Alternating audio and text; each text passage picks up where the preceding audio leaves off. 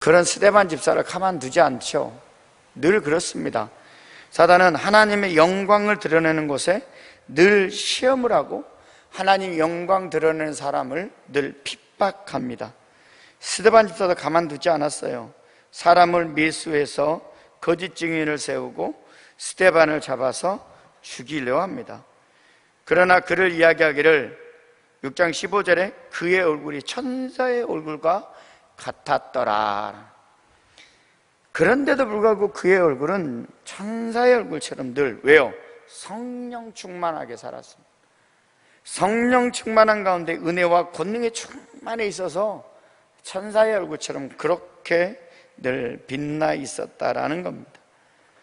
그런 그를 가만히 둘 수 없어서 7장 54절에 사람들이 밖으로 끌고 가서 수많은 사람들을 돌이 쳐 죽입니다. 수많은 사람들이 돌을 던져 죽여요. 그럴 때 스데반 집사가 이렇게 기도해요. 주여, 이 죄인들을 용서해달라. 주님, 이 죄를 그들에게 돌리지 마시옵소서라고 기도합니다. 이게 스데반 집사예요. 사도행전 7장 60절에 그렇게 고백합니다. 주님, 이 죄를 그들에게 돌리지 마시옵소서. 그들을 불쌍히 여겨달라 하는 거죠. 이런 스데반 집사의 순교 후에 8장에서 많은 사람들이 이제 잔멸당하고 도망을 갑니다. 거기에 우뚝 섰던 사람이 사울이죠, 사울. 그런데도 이들이 각지에 흩어져서 계속해서 복음을 증거하는 거예요.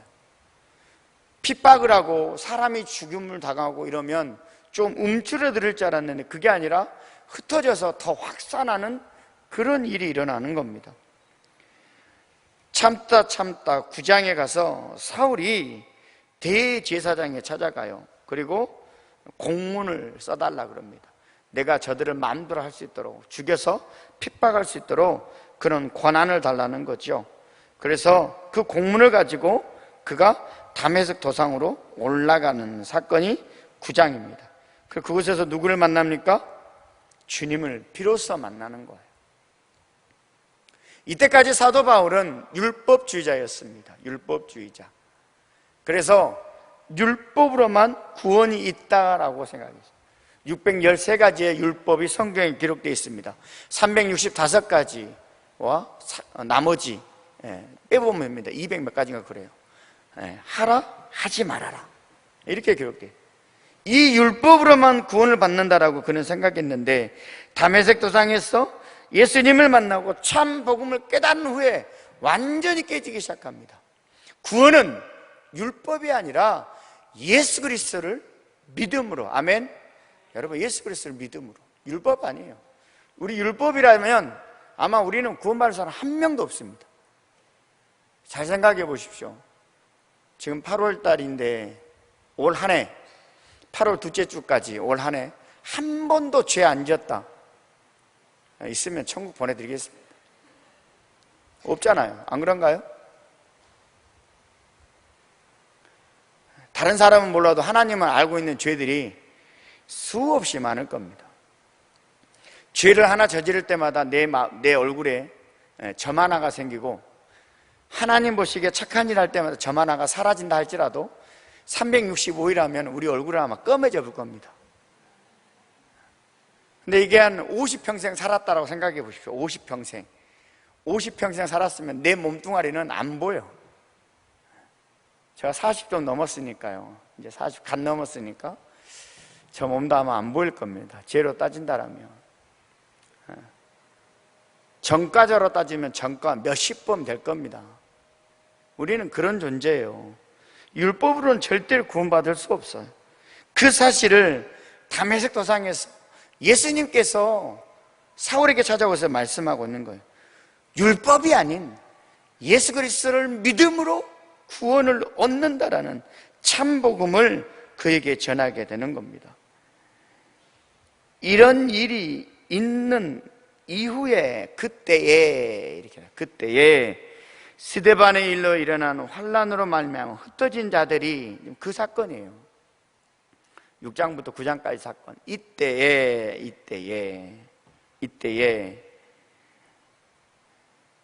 유대인들에 의해서 말을 전하는데 그 중에 몇 사람이, 구보로와 구레네 몇 사람이 안디옥에 이르러서 복음을 증거했는데 어마어마한 일들이 일어나는 겁니다. 어마어마한 일들이 일어나요. 그리고 비로소 안디옥에서 26절 그리스도인이라 일컬음을 받게 되었다라는 겁니다. 몇 사람이 가서 복음을 증거했는데 이 안디옥이 어마어마한 일들이 일어나기 시작합니다.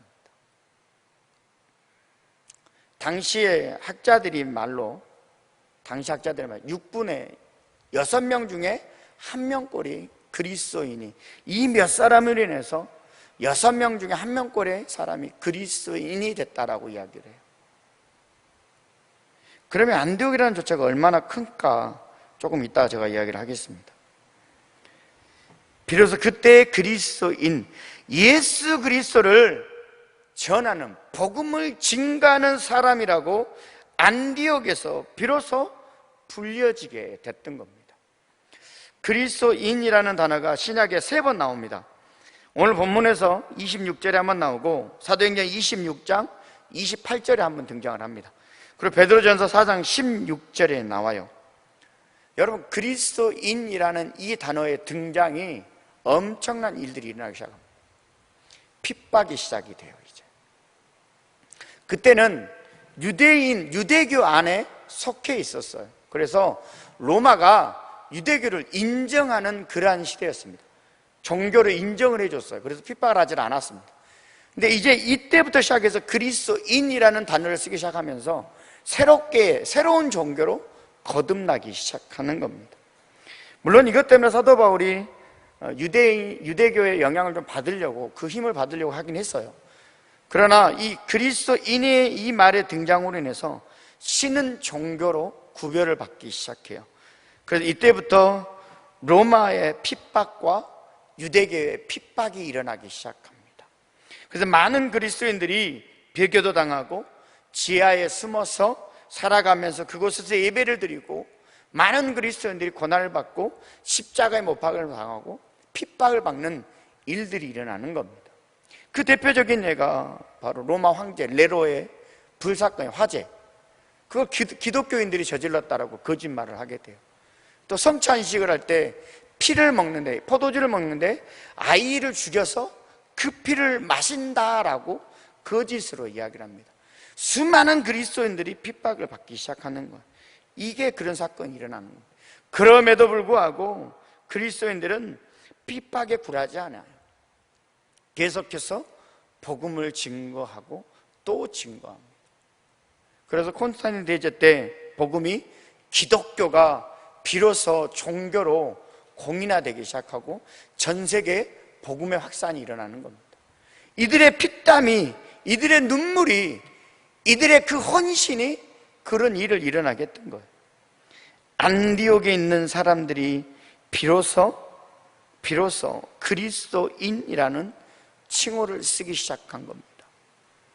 그러면 과연 이들이 어떻게 살았기에 안디옥에 있는 사람들이 이들을 보고 그리스도인이라는 단어를 썼을까?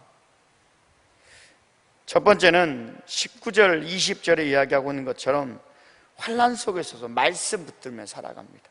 그러한 가운데 핍박이 온다 할지라도, 고난이 온다 할지라도 그 복음의 말씀을 증거하는 자로, 전하는 백성으로 그렇게 살았기 때문에 그리스도인이라는 일컬음을 받게 돼요. 여러분, 이 당시에 제가 분명히 안디옥에 6명 중에 1명이 그리스도인으로 몇 사람이 가서 증거했는데 그렇게 많이 확산이 된다고 이야기했어요. 여러분, 당시에 이 안디옥은 헬라니즘 시대의 세계 3대 가장 큰 도시 중에 하나였습니다. 로마와 그 다음에 알렉산드리아 다음으로 큰 도시가 바로 안디옥이라는 도시였습니다.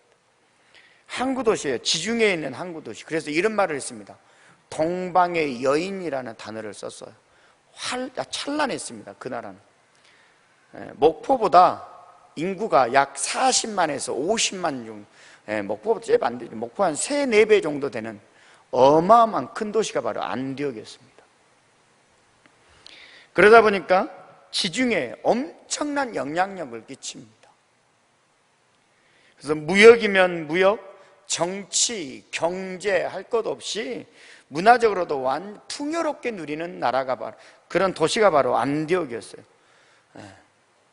수많은 사람들이 이곳에 왕래하는 무역의 도시, 그러한 가운데 정치가 또 수도처럼 그렇게 돼 있었고, 경제, 문화, 종교적으로도 엄청난 그러한 도시가 바로 안디옥입니다. 또 많은 사람들이 살아가요. 한 민족이 살았던 것이 아니라 무역의 그런 항구답게 많은 민족들이 그곳에 살아갑니다. 마케도니아인, 이건 알렉산더 대왕 때문에 마케도니아인들이 많이 살아가요. 마케도니아인이나 뭐 헬라인, 또 그곳에 살아갔던 원주민뿐만 아니라 유대계인들도 많은 사람들이 그곳에 정착하며 살아가요. 많은 민족들이 다양하게 살아가다 보니까 그 민족들마다 섬겼던 우상들을 다 가지고 들어와요. 그래서 이 나라는 우상이 팽배했던 나라가 바로 안디옥입니다. 타락할 대로 타락했던, 물질 만능주의와 우상주의에 빠져서 타락할 대로 타락했던 나라가 바로 그런 도시가 안디옥이었습니다. 안디옥. 그러니까 이들에게 종교라는 것은 다른 것이 아니었어요. 내가 잘 살게 되는, 내가 빌어가지고 잘 살게만 되는 게 바로 종교였던 거예요. 예전에 그 우리나라 기복신앙 그런 거 있잖아요. 정한수 하나 떠놓고 막 빌어가지고. 제 할머니가 그러셨다 그러더라고요. 저는 몰랐는데, 저는 할머니가 저 6살, 5살 정도, 5, 6살 이때 돌아가셨어요. 뭐 다른 것은 기억이 안 나는, 저희 어머니께서 하신 말씀이, 저희 고향에 가면 이렇게 바닷가가 다 동서남북이 다 바다예요. 저희가 자주 놀러 갔던 바닷가 쪽에 물이 이렇게 좀 깨끗한 물이 이렇게 샘처럼 쏟아납니다. 그래서 바다에 목욕을 하고 수영을 하고 나서 늘 그 물로 이렇게 목욕을 하는 그런, 엄청나게 차가워요. 근데 새벽마다 그 시간에 그곳에 가서 그 물을 떠놓고 빌었대요. 뭘 빌었냐면 아들 낳게 해달라고 빌었답니다. 아들 낳게 해달라고. 저희 고모하고 아버님하고 나이 차이가 좀 많습니다. 14살 차이 나요. 고모를 낳고 나서 아이가 생기질 않으니까 아들 하나를 봐야 되겠는데 아이가 안 생겨. 추측해 보건대 저희 할머니가 아마 RH-5형이 아니었을까라는 생각을 합니다. 저희 집에 RH-3명이나 있습니다. 여러분, RH-는 애를 둘 못 납니다. 아이가 죽습니다, 배 안에서. 지금은 이제 주사를 맞으면 둘째부터는 상관없습니다. 첫애는 그냥 나는데 둘째부터는 지금 주사를 맞으면 상관없어요. 저가 RH-고 저희 딸이 RH-고 큰딸이 저희 동생이 RH-습니다. 그러니까 추측해 보건대 할머니가 아마 RH-가 아니었나. 그래서 아이를 못 갖고 있다가 몇십 년 만에 저희 아버지를 낳은 거죠. 얼마나 좋았겠어요. 그랬다 그래요. 기복신앙 그런 빌어서 이 나라가 지금 그런 겁니다. 잘 사게 해줍니다. 내가 무언가를 누릴 수 있도록 종교라는 것은 그런 거였던 겁니다. 그런데 몇 사람이 가서 그들에게 하나님의 복음을 준 거예요. 여러분, 얼마나 어려움이 컸겠습니까? 얼마나 어려움이 컸겠어요. 주 예수를 믿으면 네가 잘 사는 것이 아니라 천국에 간다라고 복음을 준 거 있으니까. 여러분, 얼마나 큰 어려움이 있었겠습니까? 그런데도 이들은 하나님의 복음을, 하나님의 말씀을 전하는 예수 그리스도를 전파합니다. 예수 그리스도의 십자가의 사랑, 천국을 그들에게 소망할 수 있도록 그들에게 참 복음을 계속해서 증거하고 있는 거예요.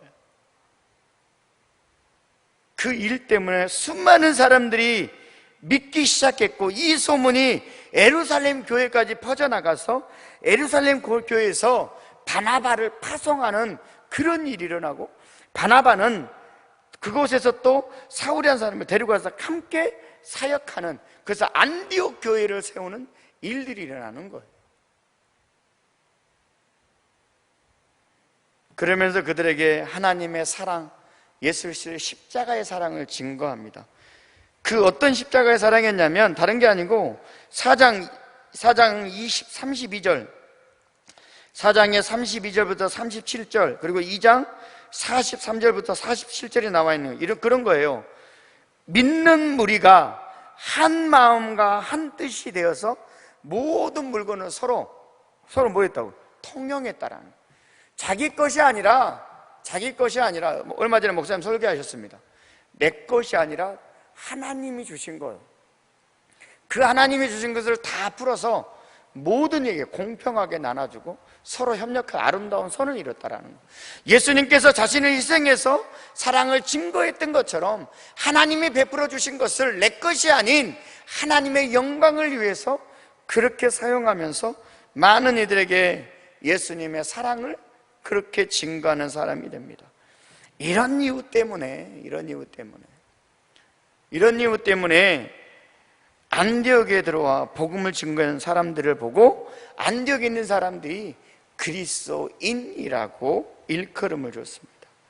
하나님 말씀 예수 그리스도를 전파하면서 그 사랑을 증거하는 자로 살았기 때문에 그들에게 그리스도인이라는 일컬음을 비로소 얻기 시작한 겁니다.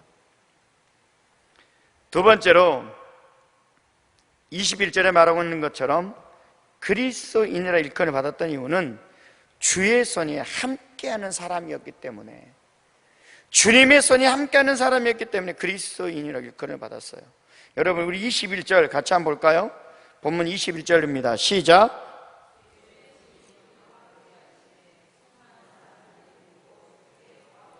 주의 손이 그들과 함께 하시매.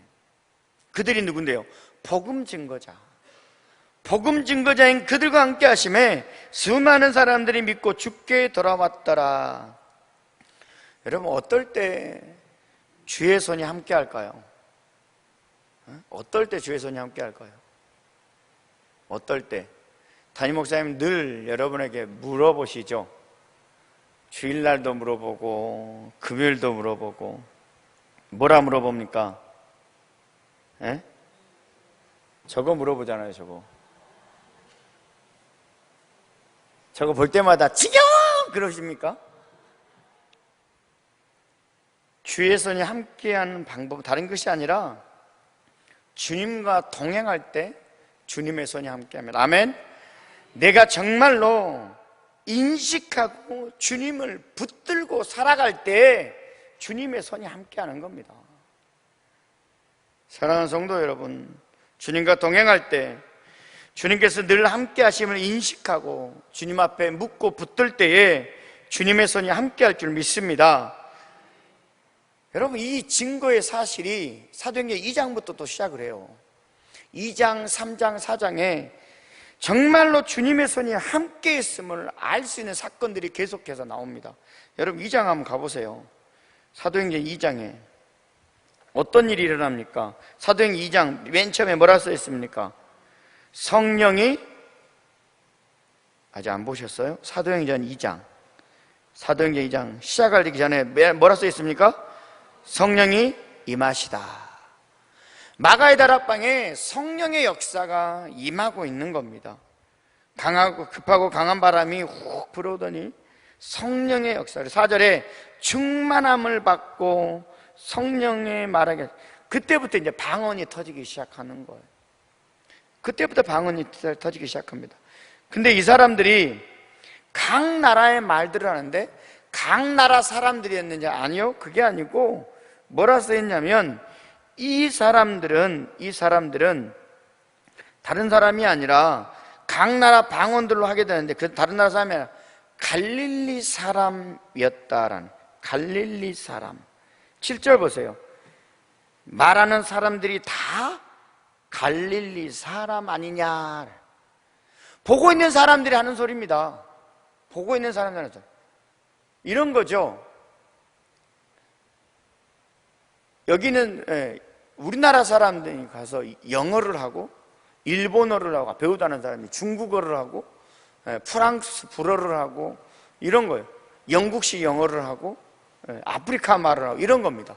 그래서 지금 9절부터 보면 바데인, 메데인, 많은 사람들이 있었어요. 이 많은 사람들이 들어보니까 갈릴리 사람인데 그 사람들이 자기 나라 말로 방언을 지금 하고 자기 나라 말로 말을 하고 있는 겁니다. 그러니까 지금 이 사람들이 놀라고 황당할 수밖에 없는 거예요. 성령님께서 그들에게 역사하셔서 방언의 일이 일어나고 이제 이 사건이 있은 후에 베드로가 성령의 은혜를 받아서 세 편의 설교를 합니다. 첫 번째 설교가 2장에 나와요. 베드로의 오순절 설교 14절부터. 두 번째 설교가 3장에 나와요. 베드로와 요한이 못 걷게 된 일을 고친 후에 11절에 솔로몬 행각에서의 설교. 그리고 나서 4장에 가서 공회 앞에서의 설교. 여러분, 이 세 편의 설교가 수많은 사람들을 하나님 품으로 인도하는 일들이 일어납니다. 엄청난 일이 일어나요. 여러분, 공회가 어떤 데예요?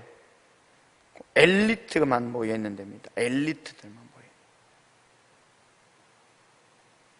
학문이면 학문, 성경의 지식이면 성경의 지식, 뭐 하나 빼놓을 수 없는 엘리트들이 모여서 회의하는 곳이 공회입니다. 근데 그곳에 가서 베드로가 복음을 진 거예요. 그랬더니 4장 13절 한번 보십시오. 4장 13절에 공회에 모여있는 사람들이 베드로에게 하는 말이 그렇습니다. 4장 13절입니다. 우리 같이 한번 읽겠습니다. 여러분 성경 꼭 찾으셔야 합니다. 성경 안 찾으면 사단이 금방 들어옵니다. 졸게 만들어요. 그러니까 4장 13절 같이 봅니다. 시작. 그들이 베드로와 요한이 그들은 본래 학문이 없는 범인으로 알았다가 이상히 여기며 또 전에 예수와 함께 있던 줄을 알고. 학문이 없는 범인이라 무슨 말이에요? 이들의 직업이 뭐였습니까? 베드로와 이 요한은 야고보의 동생 요한, 예수님의 제자를 이야기하는 겁니다. 베드로와 이 요한은 어부였습니다. 어부. 뱃일을 하는, 그래서 고기를 잡는 사람이 바로 베드로와 요한이었습니다. 뱃일을 하는 사람들 제가 비하해서 하는 소리는 아닙니다.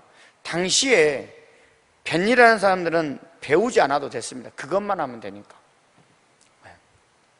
아버지가 뱃살 하면 자식들도 그 일만 쭉 이렇게. 학문이라고는 쳐다볼 수 없는 그런 사람이 바로 베드로와 요한이었습니다. 그런데 그들이 지금 공회 앞에서 그 누구도 반박할 수 없는 참 복음을 그들에게 증거하고 있는 것. 성경적으로 지식적으로 뛰어난, 학식적으로 뛰어난 그 공회 앞에서 엘리트들이 모여서 회의하는 그 공회 앞에서 예수 그리스도를 증거합니다. 그러면서 그러죠. 다른 이로서는 구원을 받을 수 없나니 천하 사람 중에 구원을 받을 만한 다른 이름은 우리에게 주신 일이 없다라고 참 복음을 그들에게 이야기해요. 회개하라고. 회개하고 하나님 앞에 나가라고 계속해서 십자가의 사랑을 이야기합니다. 이것 때문에 수많은 사람들이 주님을 영접하고 예수 그리스도를 구주로 믿는 일들이 일어나기 시작하는 거예요. 그러면서 4장 30절과 31절에 그들이 믿고 기도했더니 성령 충만함을 받았다라는 거예요. 수많은 사람들이 베드로의 이 설교 앞에 예수 그리스도를 믿고 의지하며 영접했더니 성령의 은혜의 역사가 일어나기 시작했던 겁니다.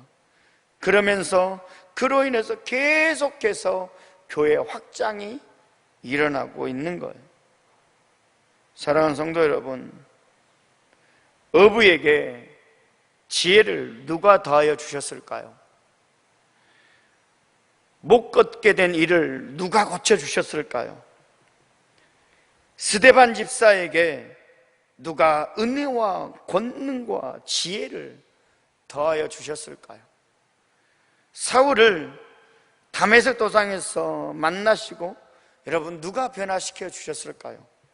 수많은 무리들을 흩으시고 나서 그곳에서도 역사하셔서 그들로 인해서 교회를 세울 수 있도록 누가 그들을 붙드시고 그들과 함께 하셨을까요? 하나님일 줄 믿습니다. 여러분 다른 이가 아니에요. 그들이 잘나서요? 베드로가 잘나서 요한이 잘나서요? 아닙니다. 스데반 집사가 잘나서요? 사울이 잘나서? 아니에요. 그게 아니라 주님을 붙들고 주님과 늘 동행하는 가운데 살았던 그들 앞에 하나님께서, 예수님께서 그들을 들어 쓰신 거예요. 그들 손 앞에 함께 하셨던 겁니다. 그래서 그들이 그 큰 일을 할 수 있었고 비로소 수많은 사람들이, 안디옥에 있는 수많은 사람들이 그리스도인이란 일컬음을 받을 수 있었던 겁니다. 여러분, 이들은 주님을 늘 인식하고 말씀 붙들며 살아가요. 그들의 삶의 기준은 말씀이었고 주님 바라보는 거였습니다. 다른 것이 아니었어요. 말씀 붙들고 사는 거. 왜요? 여러분, 그 말씀이 그들의 믿음을 성장시키기 때문입니다. 말씀 하나 볼까요? 로마서 10장 17절입니다. 로마서 10장 17절. 오늘 것도 제가 방송실 안 줬습니다. 여러분 찾으셔야 합니다. 로마서 10장 17절.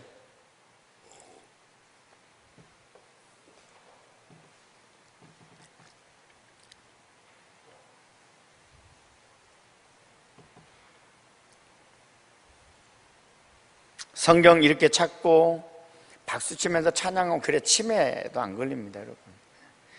로마서 10장 17절 다 찾았으면 함께 보겠습니다. 시작. 그러므로 믿음은 들음에서 남, 들음은 그리스도의 말씀으로 말미암느니라. 아멘. 그리스도의 말씀을 들어야 내 믿음의 성장함을 이들은 알고 있었던 겁니다. 늘 그래서 말씀 붙들고 말씀이 선포된 곳에 그들은 있었고, 그랬기 때문에 주님을 인식할 수밖에 없었고 주님이 그 역사의 현장 속에 그들을 사용할 수 있었던 것이고, 그로 말미암아서 그리스도인이라는 칭호를 그들이 받을 수 있었던 겁니다. 여러분, 우리의 믿음이 성장하려면 어떻게 해야 될까요? 말씀 들어야 합니다. 여러분, 말씀 들으려면 어디 가서 들어요? TV 틀어놓고요? 아니요. 교회에 와서. 그래서 하나님께서 십계명에 안식일을 거룩하게 지키라고 말씀하고 있는 거예요. 다른 이유가 아닙니다. 교회에 나와서 하나님 말씀이 선포되는 곳에서 그 말씀 붙들고 살아가고 그 말씀 되새김질하며 살아가라고. 그래야 내 믿음이 성장하고 네 믿음이 성장해야, 흔들리지 않는 믿음이어야 천국을 소망할 수 있다라고 우리에게 말하고 있는 겁니다. 여러분, 세 번째로 그리스도인의 일컬음을 받았던 이유는 다른 것이 아니에요. 이들이 말씀 선포되는 곳에 늘 있었고 그들이 말씀이 그들의 삶의 기준이었기 때문에 그리스도인이라는 일컬음을 받았던 겁니다. 말씀대로 살았기 때문에, 말씀이 하라는 대로 그들은 그렇게 순종했고 말씀대로 그들은 살았기 때문에 그리스도인이라는 일컬음을 받았던 거예요. 사랑하는 성도 여러분, 여러분에 묻습니다. 그리스도인이십니까? 아멘이 아무도 없습니다. 천국 못 갈 것 같습니다. 그리스도인 아닌데 어떻게 천국 간답니까? 다시 한번 묻습니다, 여러분. 여러분은 그리스도인이십니까? 아직도 아멘 안 하시면 본인 선택이니까요. 늘 말씀 선포된 곳에, 또 하나님의 영광을 드러내는 곳에, 주님과 동행하며 늘 인식하고 붙드는 곳에 늘 살아가셔서 하나님께서 인정하는 그리스도인이 되시기를 주님의 이름으로 축원합니다. 만일 뭔가가 좀 부족함이 있더라면 오늘 이 시간에 함께 기도하면서 좀 회개했으면 좋겠습니다. 우리 이 찬양할까요? 오늘 찬송가인데 좀 바꿨습니다. 우리 이 찬양하면서 정말로 하나님, 내가 좀 부족함이 있더라면 정말 하나님의 기쁨이 되는 것이 무엇인지 알게 하시고 하나님 앞에 거듭나는 백성이 되게 해달라고 우리 같이 찬양하며 나갑니다.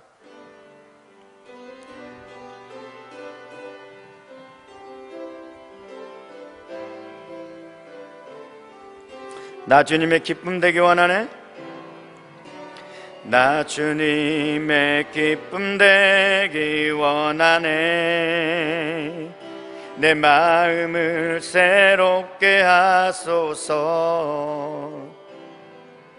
새 부대 되게 하여 주사. 주님의 빛 비추게 하소서. 내가 원하는 한 가지, 주님의 기쁨이 되는 것. 내가 원하는 한 가지, 주님의 기쁨이, 나 주님의 기쁨 되기 원하네. 나 주님의 기쁨 되기 원하네. 내 마음을 새롭게 하소서. 새 부대 되게 하여 주사. 주님의 빛 비추게 하소서.